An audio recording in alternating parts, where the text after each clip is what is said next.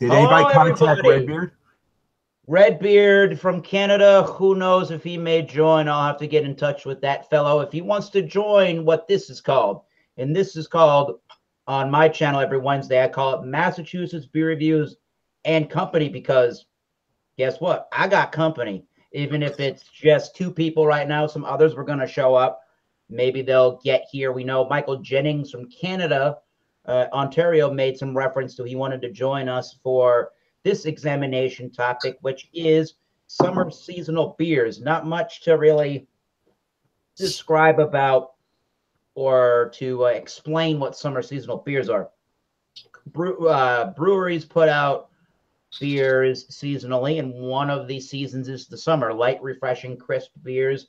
Typically, in my experience, probably most of ours, not huge ABVs, because that would be kind of counterproductive or counterintuitive to what the hot weather is, and wanting to drink a big ABV beer is not part of the game on that. But we have, as always, Michael Komaroff, Brooklyn, New York, this evening. And Hello.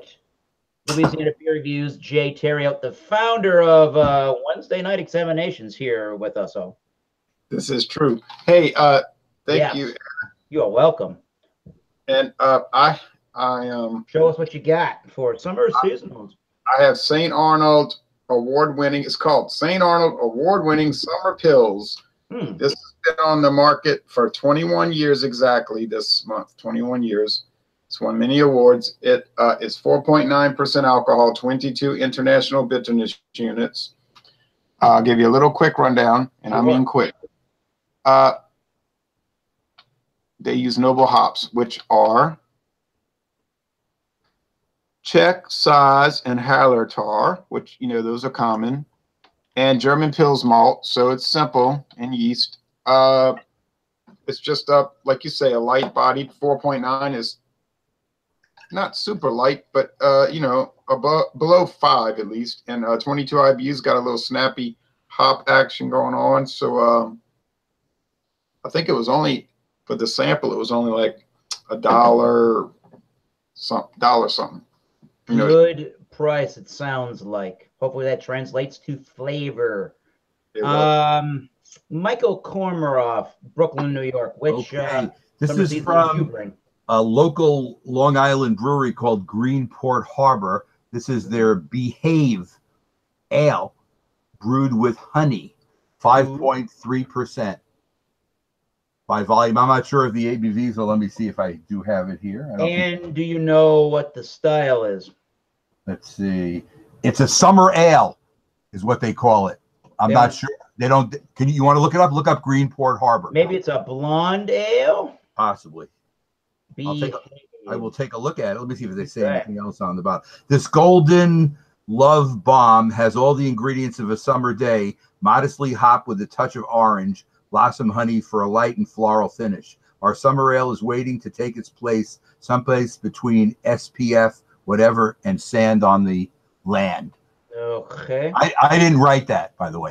Yeah, Beer Advocate is calling it a blonde ale. SPF, yeah, sunscreen.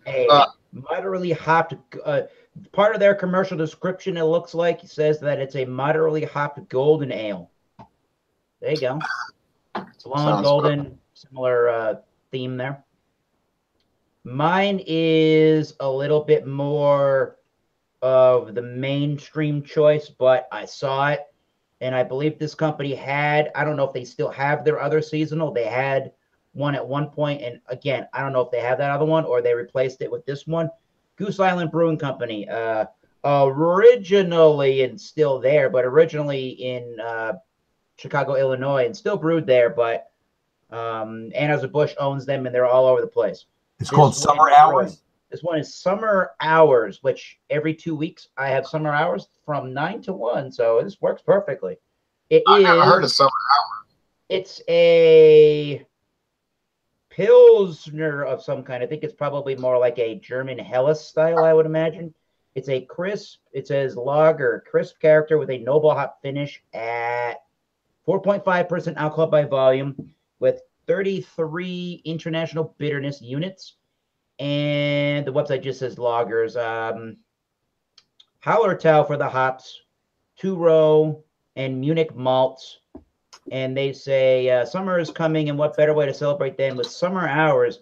Whether your company lets you clock out early for the summer or not, Goose Island Summer Hours is the perfect beer to enjoy all summer long, from end of the day to the end of the night.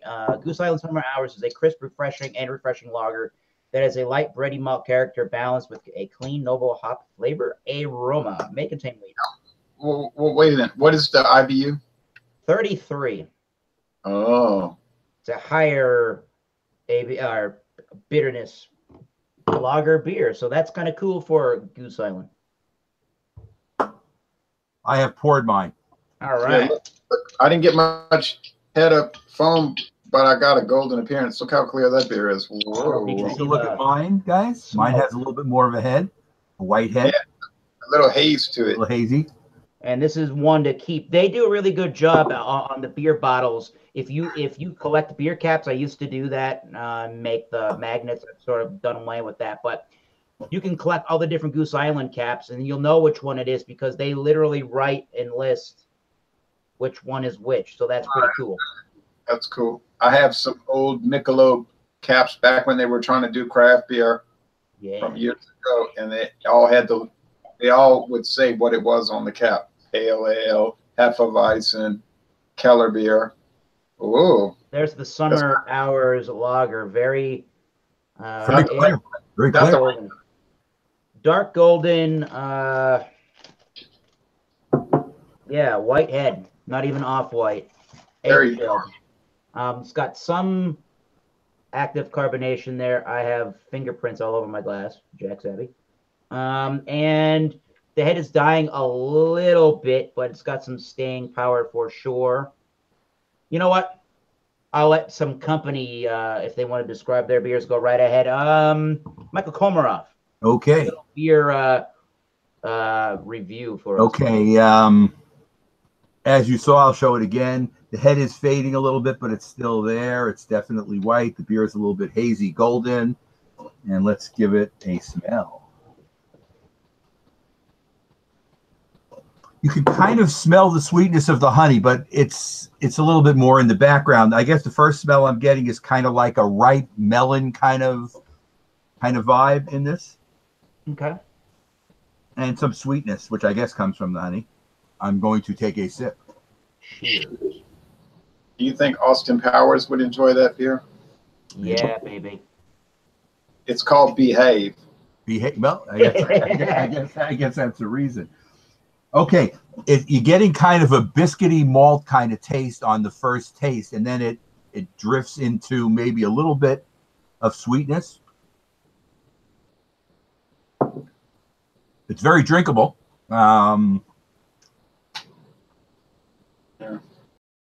Honey is there. Oh, they'll get it right. This is very good. I do like it.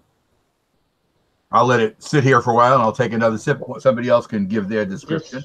Describe the mouthfeel to us. The mouthfeel is light to medium. Is there any bitterness to that beer? None. I don't know the IBUs. Balancing.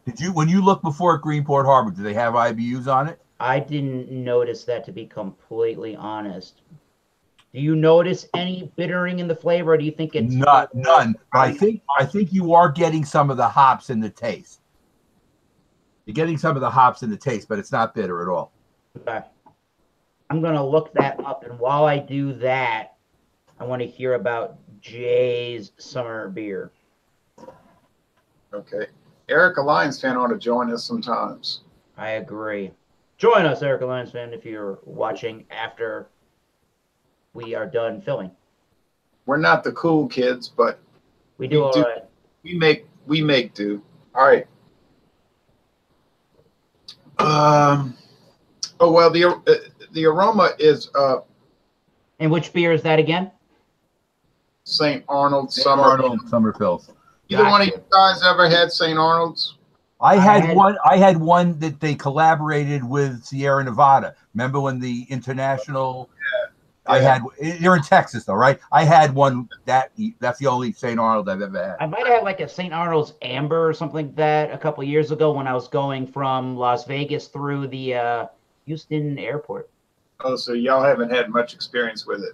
Over here, that's distributed in the Northeast. Yeah, over here it's very common because, well, we're only about 335 miles east of Houston. Okay, anyway. Oh. Biscuity, sweet, very biscuity, malty, sweet aroma with some grassy thing that you're going to get with those kind of hops, you know.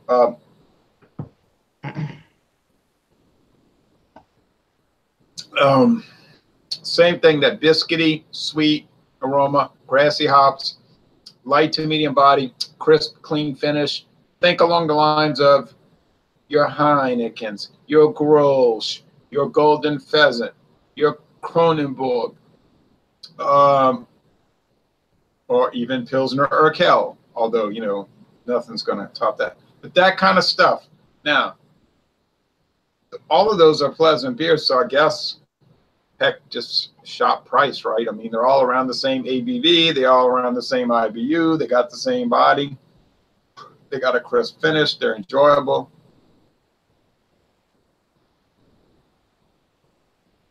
So whoever's got the best price out there, I say just. So you're saying, Jay, that it's comparable to Pilsner Urquell as far as the whole style that it has. Can y'all hear me all right? Yes. Okay, Eric was making a funny face. I said, "Uh-oh, I hope my audio didn't fail again." Absolutely not. Like it was doing last year. That's for a different reasoning, technologically speaking, but keep going. It's comparable to Pilsner Urquell in the sense of the specs. I mean, it's hard to match up with Pilsner Urquell as far when you're looking at quality level, because that Urquell just is so dynamite. You know, I don't know what it is special about it, but this one's very nice, and I take no issue with it. I'm glad I picked it. Yeah. Is it an easy beer for you to get in Louisiana? Oh yeah, I mean, it's St. Arnold in general is easy to get. Even their special editions, like their Abbott's, what is it called, Abbott Reserve, and their all the really expensive ones. And I don't know if they make the Icon series anymore, but you know, they make regular old craft beers like, say, like Eric, the Goose Island type beer, and then they make really expensive craft beers, sort of like the Goose Island. What is it called? The Bourbon County line. Yeah, I couldn't think of the name. Bourbon County style. So they have kind of different tiers. They do a lot of Belgian style brewing. Is that right? Yes, that's correct. Cool. You know, I didn't ask this, and I've been pretty good about asking this earlier in the reviews than at the end of the reviews. I guess I just want to go through quickly before I go to the Goose Island summer beer here. But what's everybody's thoughts, and what were everybody's thoughts and opinions going into a summer seasonal review? Are these kind of beers that you enjoy? Are they novelty beers? Do you like them from time to time? What's your thoughts, starting with Michael Kormaroff? I've always, it seems like when we get into the season, and sometimes these come out actually in the earlier spring, right, you know, not so close to the summer, but I like them because it's kind of like the sign that you're not going to drink as many, you know, full-bodied beers like stouts and porters, and you're going to go to something more like summer ales or golden ales, blonde ales, things that are lighter in the way they drink and easier to drink in the summertime. So I do go to them when I see them, and most companies have one. Yeah. What are your thoughts, Louisiana Beer Reviews? I pretty much agree with him. I mean, Michael's right. I get more excited, I guess, about winter warmers or the imperial stouts when it's real cold. Although down here, days are not too many. But the summer beers are fine. I guess they're so light and kind of low profile that you can't get too excited about them. But I like the hot weather, I guess. It's better than freezing and being cold. I mean, I guess some people, that's a personal preference thing, of course. But let me think. Yeah, they're fine. I mean, it's a style. I usually drink light body beers anyway. You know, Michael knows, and you know, I drink a lot of macro beers. And the summer seasonals tend to be closer in character to your macro lagers. I mean, I don't say they're identical, obviously, but they're closer in character. They're a closer approximation. I mean, you're not going to drink Old Rasputin and say, well, that reminds me of Budweiser. I mean, you know what I mean? Right. And I will just simply say I agree with all of these things without adding too much dialogue of just imitating what everybody else said. So my beer is, again, Summer Hours. I'm guessing it's a Helles or Munich style lager since it's using a Munich malt and 2 row in there. And I hope it shows up here. Noble hop appearance or noble hop finish, crisp malt character. Since the time I poured this beer, and this is a Teku glass, so it doesn't hold the biggest amount of head, but it does narrow the amount in the glass. You can see where there it is. You can see where the lacing is and where the head was. So it's definitely dyed substantially. And there's that one little line and then another one on this side of the glass for the carbonation. Dark golden colored. There's my face. Hello. The aroma is, I want to say it's almost like a muted version of like a Pilsner Urquell or Urquell or Urquell, or how do you say that, Steve? Urquell. Where it has that grassy, noble hop, grass clippings, spicy hop character in there for sure. Definitely white bread. Slightly toasty malt. Definitely a underlining sweetness without being too cloying in the nose so far. I mean, I guess if I was to be blindfolded, I wouldn't be surprised if I might have thought it was something like again, Pilsner Urquell, or even maybe the nose is even more similar to a Spaten original, the Spaten in the green label. So, smells very German. So far, good going, Goose Island, no matter if it's summer seasonal or not. It smells like a good one. Again, 4.5%. Cheers. Let's try. Go ahead. Drink that Summer Hours. Been talking too long. Drink the damn thing. I mean, drink it. Drink the damn thing. Bottled on April 4th. Oh. 2 months. Lots of noble hop spice character to me, if you know what I mean by that. Yes. Sometimes it's almost like a light, I don't know, I'm thinking maybe like a light white peppercorn kind of a spicy note to it. Yep. Again, definitely grass clippings, definitely that kind of a hop flavor to it. Spice, yes. White bread, yes. Lightly toasty malts. There are some predominant grains in it. It's not quite as grainy as your Bud Miller Coors style beers. It is on the high side of a light body towards medium, high on the light side. Crisp, clean.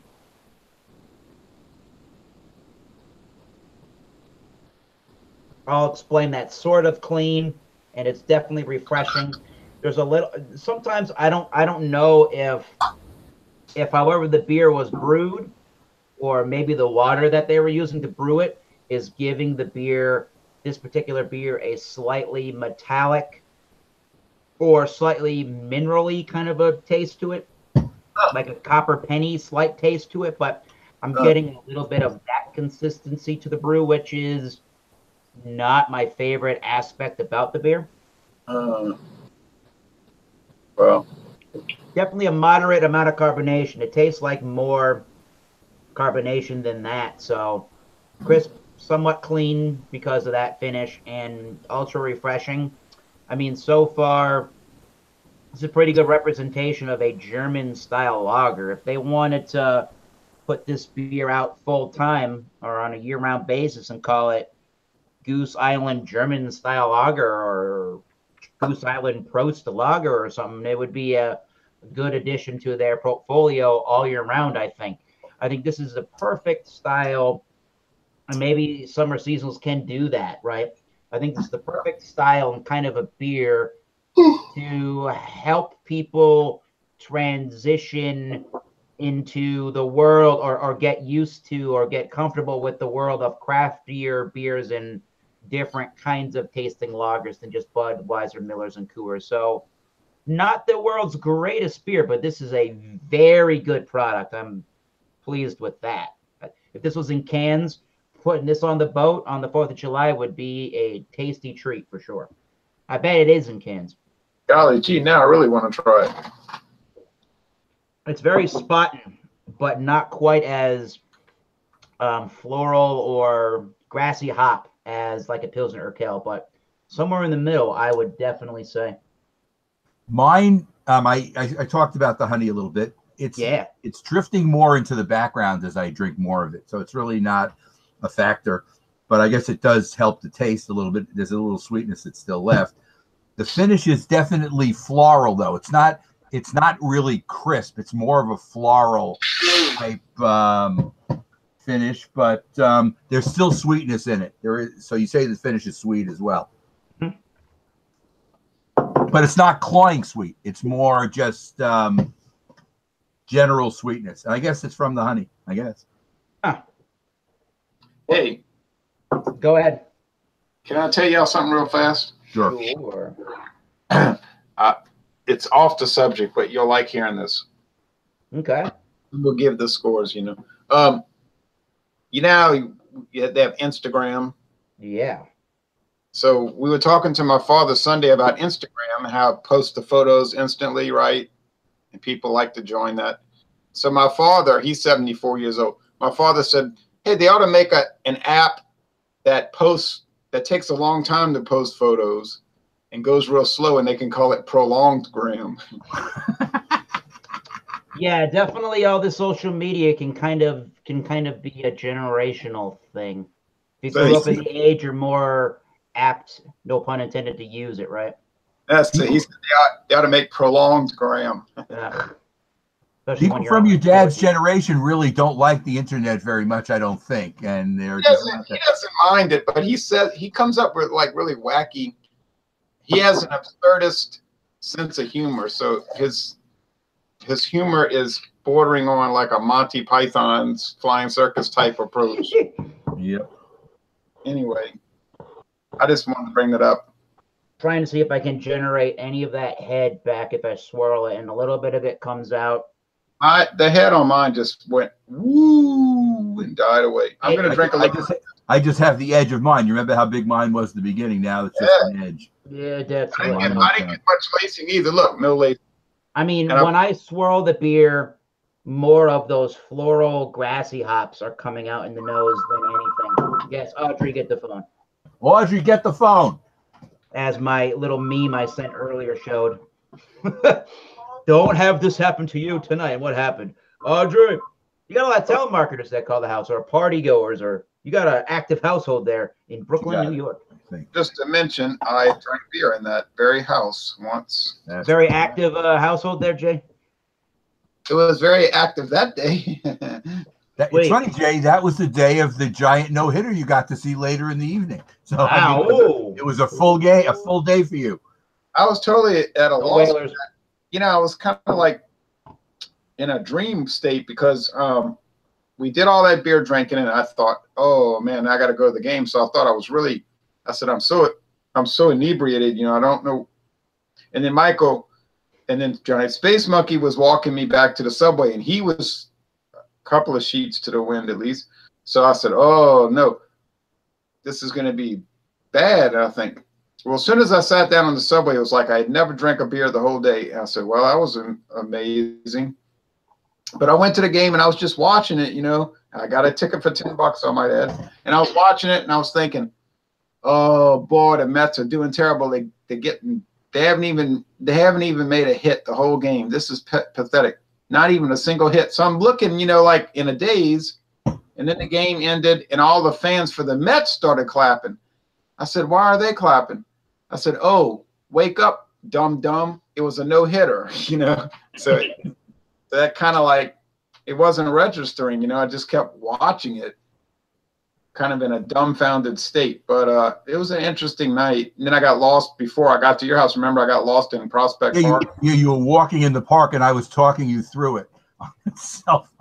Michael's like, where are you? Where are you? I said, I don't really know where I am exactly. I know I'm in the park. I didn't have a good map. That was the problem. If I have a good map, I can get anywhere, you know what I mean? Once Jay was able to get out of the park, he was able to find my house. So it worked out okay. That's pretty good. It's been over, Jay, it's been over 3 years already. That was June of 2015. I know, it's hard to believe.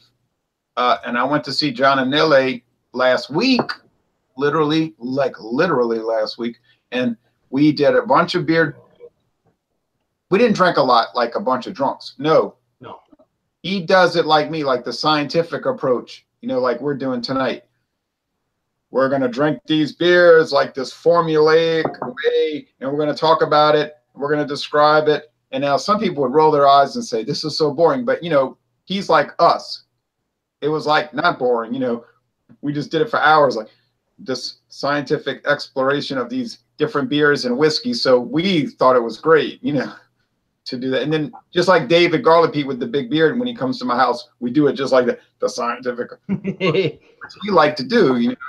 Yeah, I saw one of the ones you released already on, and I think it was a Canadian whiskey. Oh, we did. Oh, right, we did two of them. We did Calvert. No, I'm sorry. We did 40 Creek Copper Pot. That's the one I saw. You know, which we loved, and That's then I saw. Did oh, I can't. My mind is. And then my friend. There was also a stout you did, Speedway Stout. Was that another one you just did or not? That was just so fabulous. I mean, you couldn't get over it. It wasn't the right time of the year to do it, but he just said, "Oh, let's do it." I said, "Well, okay." You know me, I'm gonna always say okay. So we were talking. Then the memory of the camera's memory ran out because we were doing so many videos. I said, "Oh, I forgot about." Well, luckily it didn't run out until we did the scores. That was just like nearly world class. Probably really is world class when you think about it, Michael. It's fabulous. We can't get that down here, to my knowledge. I've had that before. It's a very good stout. $6.99 a can. It better be good. Very good. And yeah, we did all these different things, and so we even did some stuff off camera, and we were saying to each other, "Oh, we should have recorded it. Why didn't we record?" But you know, there's only so much you can do. But last week it was a highlight when you both came on the camera at the same time, and we almost fell out. We did that like we did that. Yeah, we did that like a stunt, you know, because I was watching all these baseball highlights and some video reviews and answering my comments, you know, because people write comments on my channel. And so John Anile said, "I'm gonna go watch that hangout. I'm gonna go watch the hangout because I can't join." I said, "Okay." And then I said, "We ought to just jump in all of a sudden without saying anything and see what their reaction is."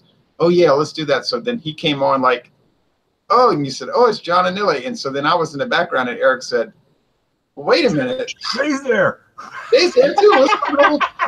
One name with the J came up, and then another person with the letter J showed up on the camera. So I got a little confused. What? All right.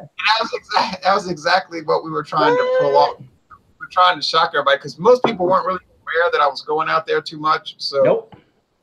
We knew it would just shock everybody. You definitely make sure, to a certain extent here, that you bring the beer community to the beer community. You got to see the new stadium in Cobb County as well, another stadium for Jay's List.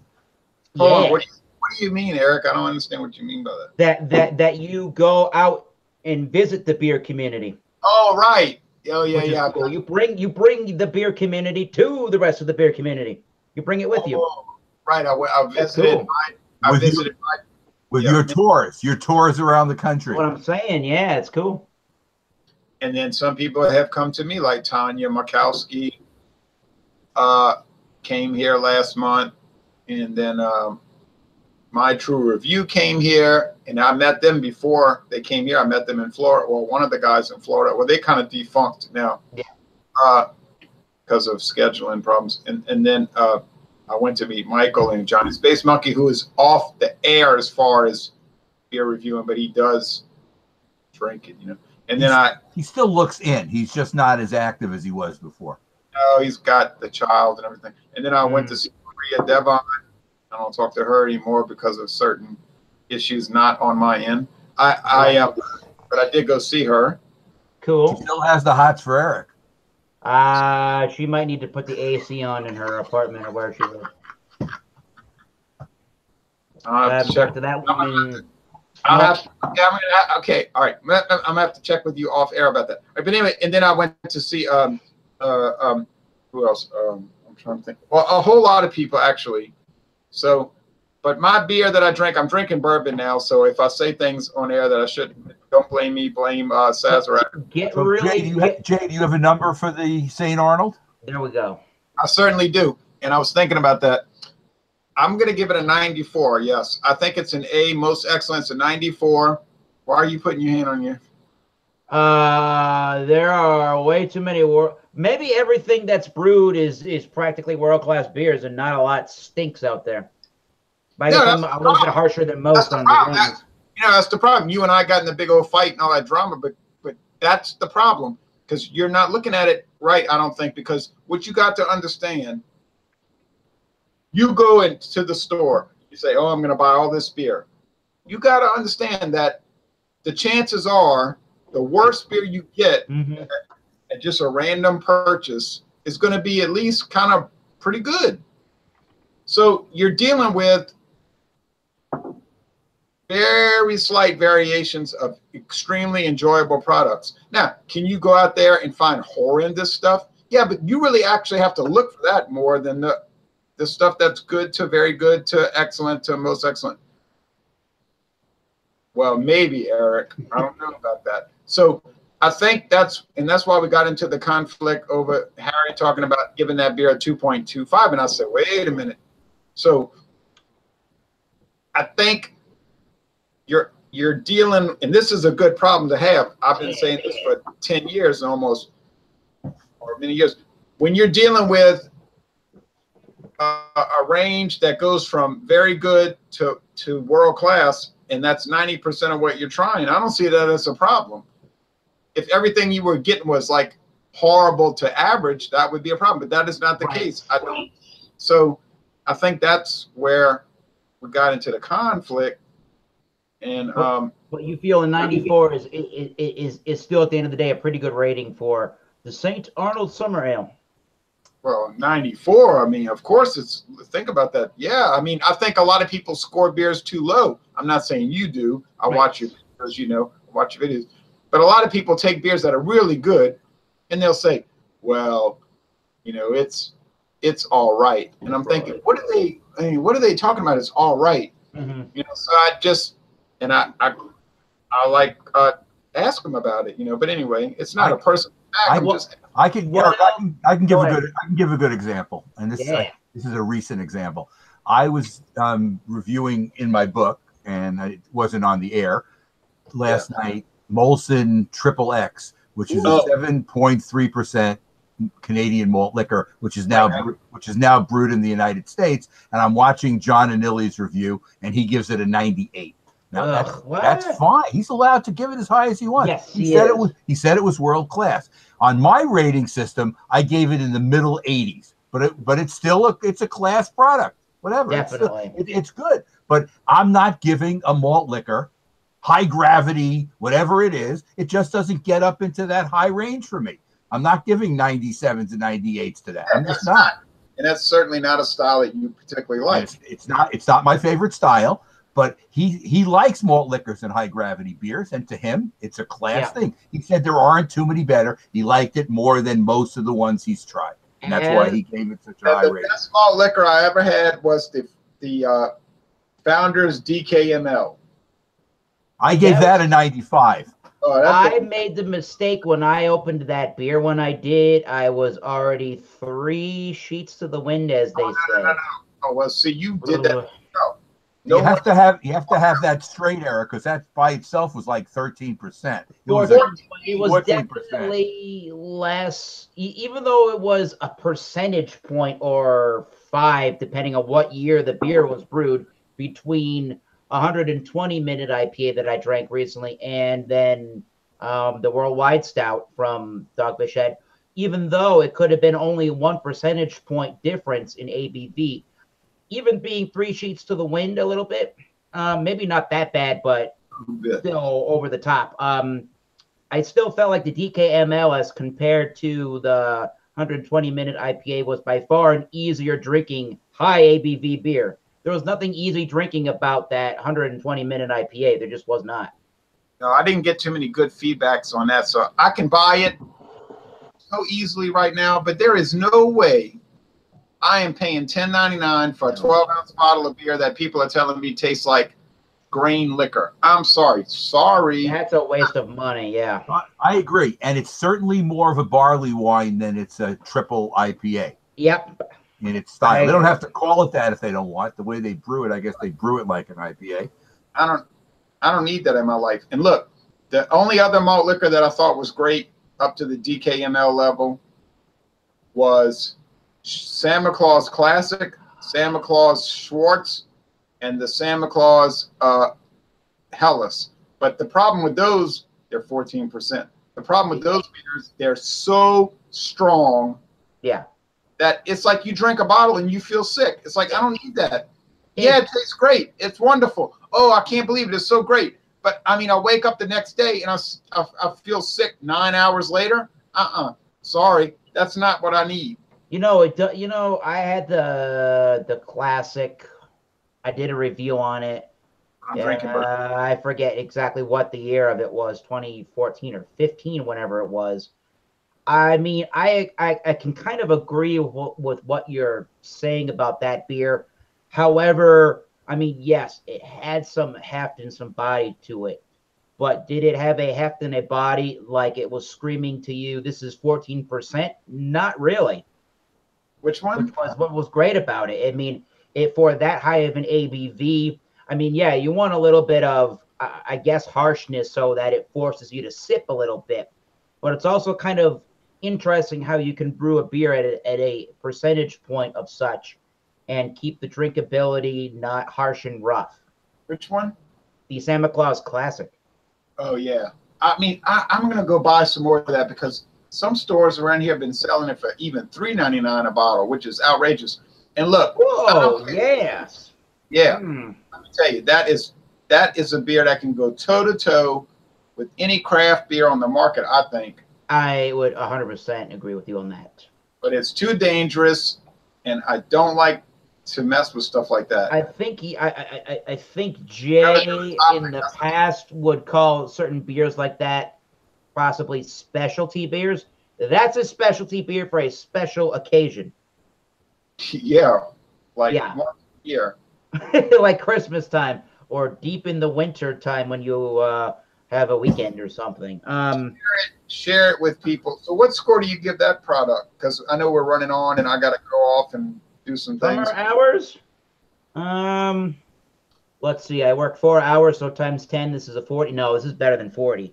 Again, this is very similar for me to Spaten and not quite as hoppy as Pilsner Urquell. I kind of I don't want to just sound like a broken record and give everything the same rating. Hey, wait, I've said that in my videos. If I do 1,000 videos upcoming and they all are B-, that's what I'm giving it. I don't play those little games where I change the score to make it vary. But I want to give it a 89 out of 100. And that's a B. Is that a B plus? That's the highest of B pluses I can give. My A- starts at 90. Mine starts at 90. Yeah, we use the same scale. Me and you use the same scale. Okay. Yeah, I look at it as at least the 64 means the beer has got a passing grade, right? The thing that cracks me up is that people are so innumerate. And I was not even good at math in high school, but people. Not I. Yeah, but some people say things that like are. And when I hear what they say, it makes me dumbfounded. You know, they'll say, "Well," it's a 5 mathematics sort of. Yeah, they'll say, oh, I was going to give this a 3 out of 5, but I wonder what it would be on a 10-point scale. I'm like, do some math. What are you talking about? And I hear this kind of stuff all the time. I was like, I think America's in trouble. So I can tell you that I'm not hugely in love with that minerally metallic whatever I'm getting in the finish of the beer, kind of a flavor to it. Otherwise, there could be so many more pleasantries that will. I think more of what's going on in the beer could possibly be able to shine, because I'm getting not only am I getting those grassy, spicy floral hops, which are really amazingly awesome for this style of beer, but more of which is still lingering in the mouth, but more of that metallic-y, minerally quality is lingering and is more prominent in the finish, which again, I wish that went away so that more of those hops and malts were going to be able to showcase, because like I said during the review, I think this would be a cool beer that if Goose Island put it out as, like I said, like Goose German style lager, Goose Island Prost lager, whatever you want to call it, I think they would do good that way. Well, you know, they make the 4-star pills.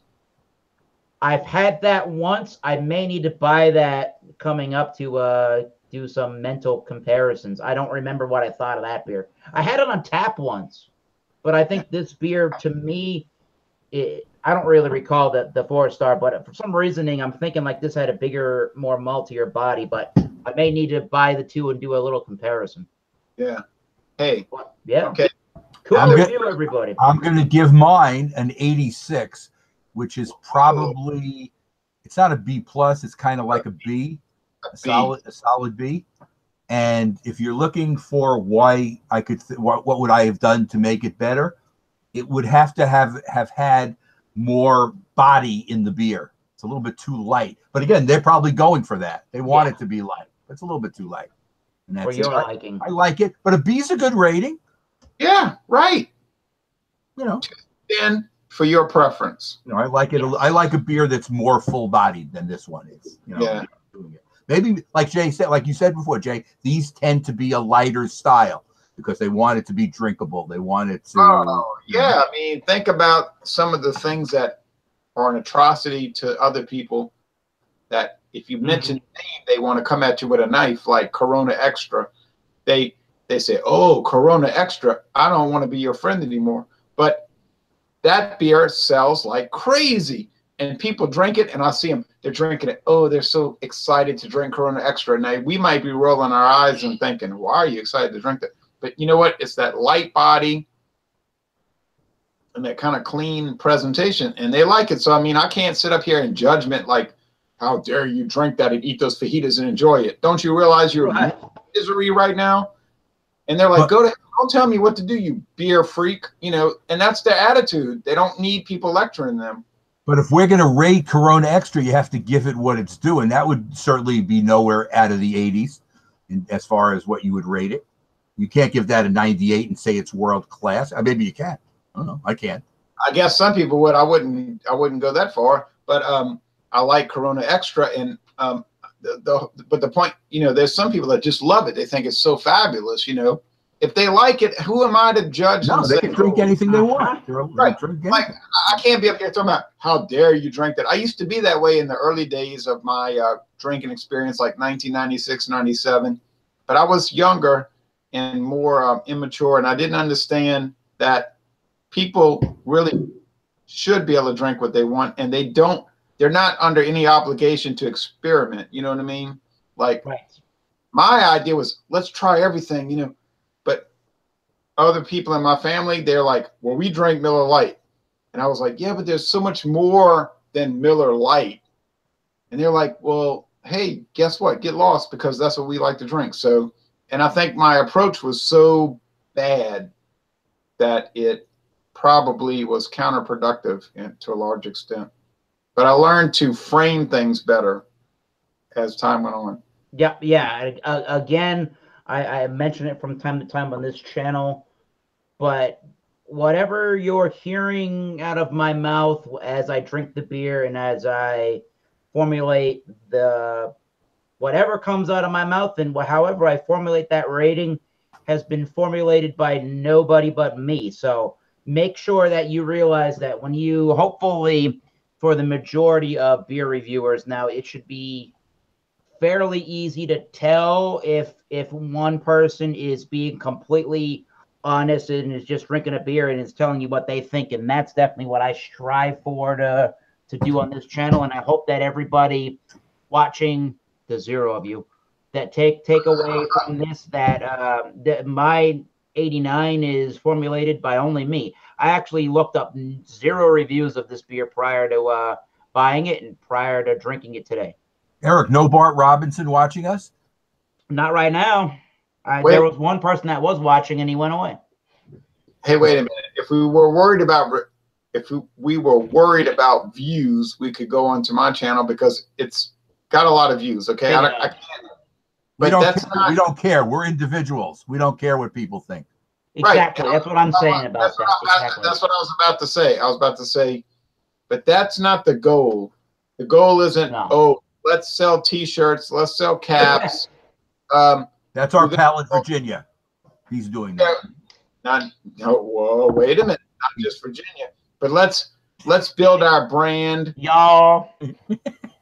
No. He's not selling the memorabilia anymore?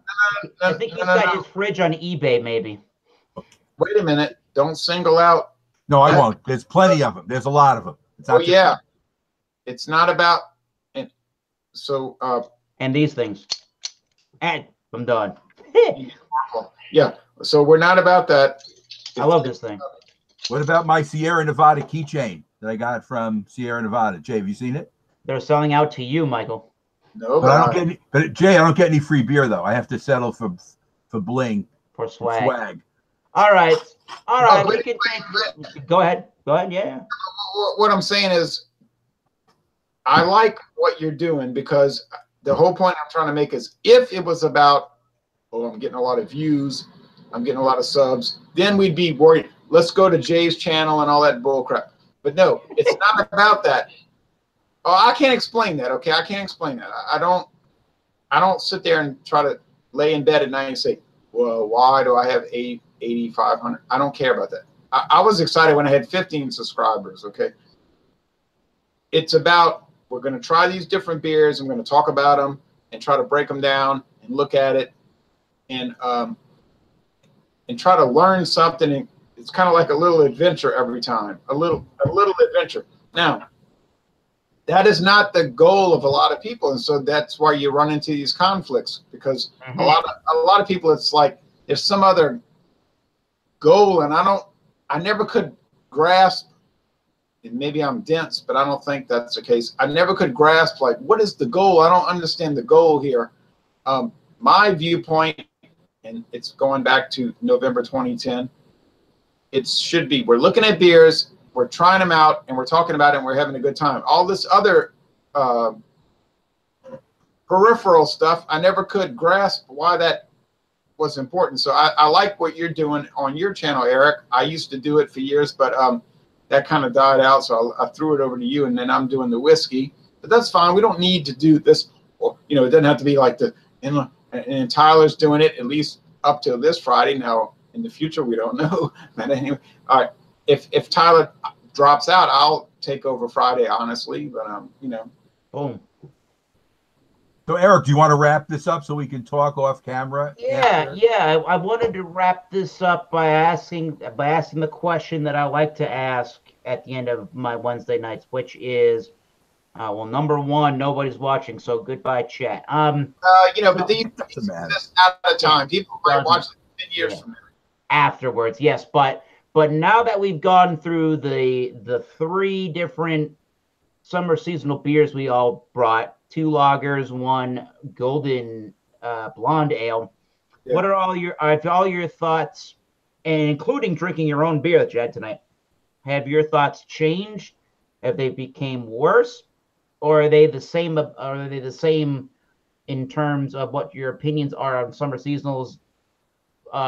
Since you've joined the review, what are your thoughts closing out in summer seasonals right now, Michael Cormier? Mine are pretty much the same as they were. The information that you brought was all relevant, but I'm pretty much in the same boat as I was before. Okay.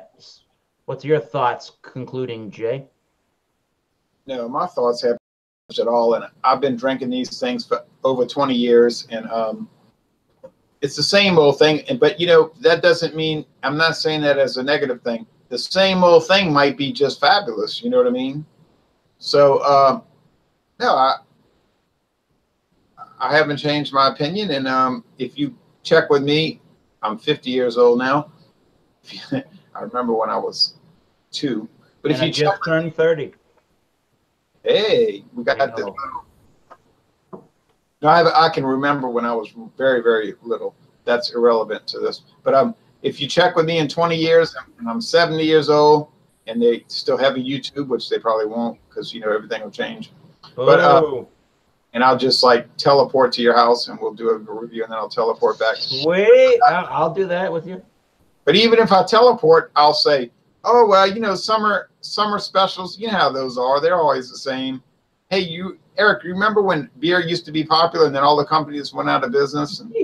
Oh no! Whatever. And then Michael will be 90 something. I mean, I'm sorry, 80 something. Yeah. I'm not quite 20 years older than Jay, but almost. That was a mistake. It's okay. So your opinions are mirroring what they were when you started the examination. And long story short, yeah, I mean, it hasn't really changed. I mean, I love it. I love the summer style, and it's like I said earlier, it's like a little adventure each time. Yep, I would have to just be a broken record and agree with all of you on that. Although I will say that, and I didn't say it when we started the review, I've noticed that everybody's got every company and every seasonal beer that they put out has a slight different variation on what they want to put out and what they have as a summer seasonal. Again, some companies are going to have more of the lager routes for summer beers. Some companies are going to have more of the blonde golden ale like Michael had. Some companies, I've noticed, I think Harpoon, I don't know if it's changed, but in the past it was a summertime kind of a Kolsch style, which was really great. Sometimes they get a Saison, sometimes they get Hefeweizen's wheat ales, which I think would be really great in the summer, a nice Kelterweiss from Sierra Nevada. But I digress on that. I think you can find, just like with anything beer related, you can find a summer seasonal that's going to fit your taste buds, even if you think that it's going to be too low of ABV. Well, we all don't need to drink a beer and get sloshed every time we drink one, right? Or a bottle of scotch. Exactly. But, it should be about tasting. My whole idea is about tasting. Now, other people are into the physiological effects, but really I don't care about that. I just like tasting things. But yep. I'm a nerd. As we conclude our episode, tonight, I must say to our Canadian viewers, yes, thank you for being the world's first country to universally accept marijuana into your lives. Oh, woohoo, yay, smoke till you die or whatever. You don't speak for me, but anyway. I don't speak for everybody. I only speak for Canadians and people named Jordan. So until next time. Massachusetts will be doing it July 1, Eric, like you told us. Yeah, well, politicians may be politicians, and they may just draw it out longer than necessary. But maybe. I probably will never go to a store and buy it. But these were fun beers. Next week, I think we're going to do Brewery Ommegang beers. Is that what we decided, Michael Cormier? That's correct. And I may be at the Beach Club, but I'm going to still try on my phone. So I'll be there. I think in 2 weeks, we're going to take a July 4th break. Yeah, and then Chimay is the last one you listed on my calendar. Chimay, so we'll have to collaborate and figure out some other summer reviews. Yeah. Ommegang might be trouble for me because I don't see that anymore. It used to be so popular. Now it's so popular. But anyway, do your thing. I mean, definitely join with a Belgian-inspired beer if you want. So, in that note, keep tasting those great beers. And on behalf of Michael Komarov and Jay Terrio, that's a wrap, folks. Been fun, everybody.